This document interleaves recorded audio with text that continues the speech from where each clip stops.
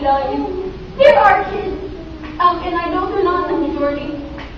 There are a small percentage of kids that just cannot tolerate the amount of vaccines, especially in a short period of time. So I don't want anybody to think that I don't believe in vaccines, because I do.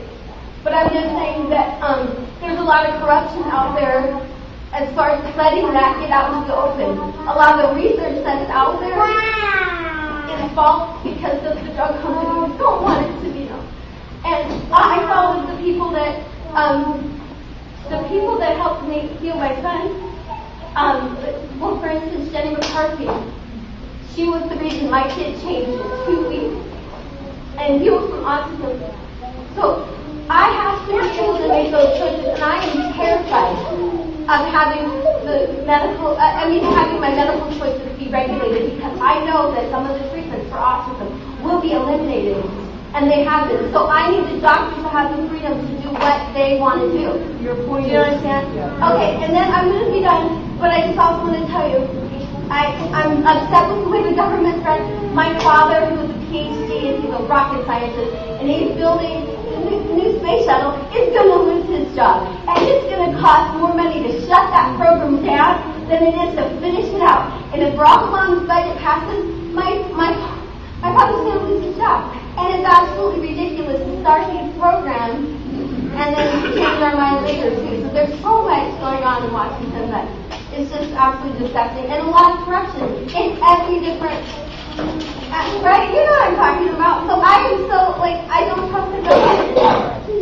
So I hope that I can trust you to be a voice for me. Anyway, you made several good points. That's the first and foremost is what I promised to folks along the district, is I've met them both the committees as well as anyone who I've spoken with. But I will be the voice for upstate New York. I'm not a career politician. I don't want to do this for the next 20 or 25 years. I'm 58, and I could really be thinking about retiring, except for I'm concerned about this country and the direction of the state. And so we need to turn it around. So I feel like this is sort of a crisis intervention. We've got to get in, and this November we've got to get the House and Senate back. Otherwise, we will not recognize this country as it's already hard to recognize her now when you look at pieces of legislation like that, or as you mentioned, TARP. And the other good point is that the Republicans lost their way prior to this administration. And hopefully this time they'll get it. That you can't spend money, you can't grow government and call yourself a Republican. That's not consistent with Republican principles. Republicans have always been the party of fiscal responsibility, and they lost their way just as well as the Democrats did. So they're in this, and that's why I think we've seen this whole grassroots movement, the Tea Party movement, the 9/12 groups. They're saying we're not just unhappy with what's going on now. We're unhappy with the Republican Party, and by the way, we're anti-government. We want to get the voice back. So that's what this thing is about. Hi, my name is Rick Ciciola. I live in South Cicero. I have 3 issues. I'll put them together and answer them. What is your stand on the Second Amendment? 2, I know you're a constitutionalist and Bill of Rights. 2 major issues, of course, is the Second Amendment, which is one of those. But the separation of church and state,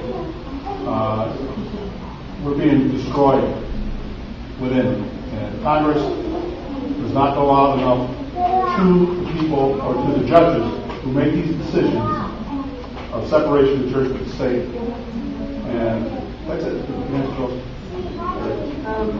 Well, as far as the Second Amendment goes, we've got a Constitution that I'm a strong Second Amendment supporter, and I'm a member of the NRA since this campaign was started. Regarding to church and state, when this country was founded, it was founded because people wanted religious freedom. And so the way the system was set up was to protect us from the government.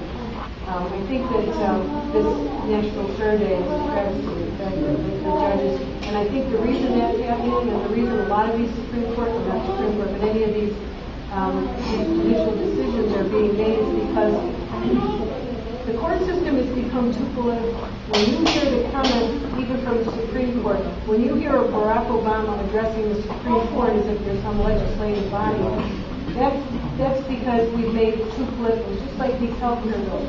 We don't do what's best for the people, we make it political issues, we make it someone's agenda, and that's when we get hurt as Americans. But I agree with you. The courts are making decisions that are not, they're not sticking to the Constitution, they're making very political decisions.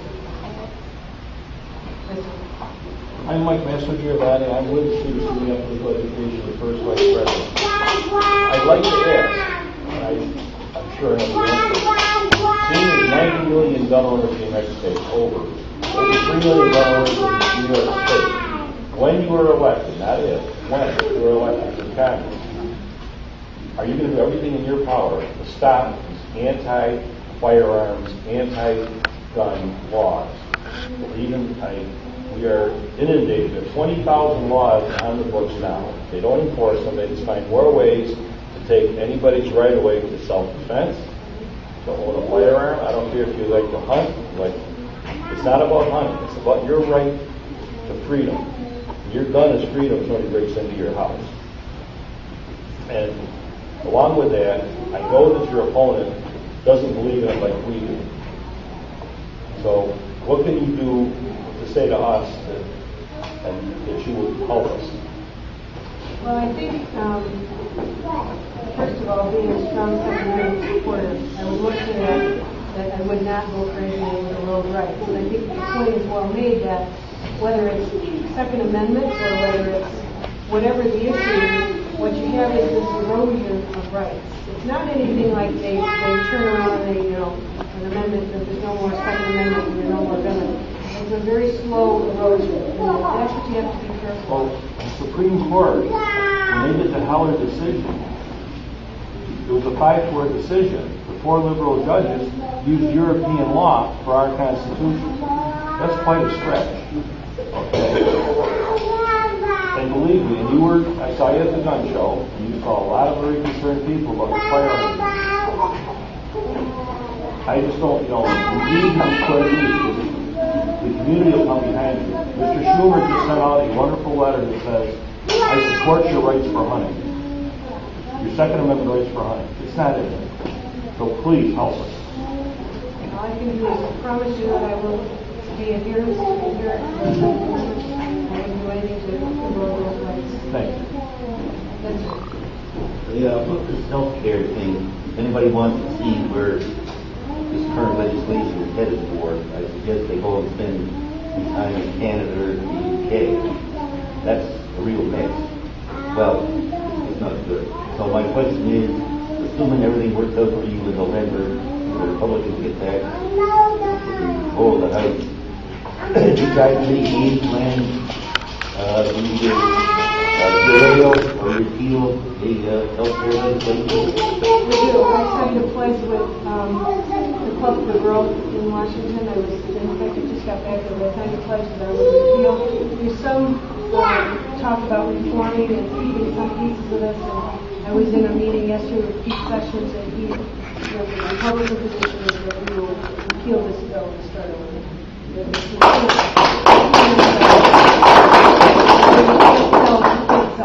You need to start all over this kind of discussion. This legislation should be things on incrementals, identify an issue, solve that issue. And if we had more open and transparent government, if we were able to post and have these bills posted for 2 years, you wouldn't see 2,000 pages. You'd see something that's manageable. If you expect people to read a bill, then you got to have a bill that's readable, and you got to have one that you can digest it. You can look at 25 or 30 pages and you deal with one issue. This to me is deception, because the way this was, the process, constitutionally this bill is bad.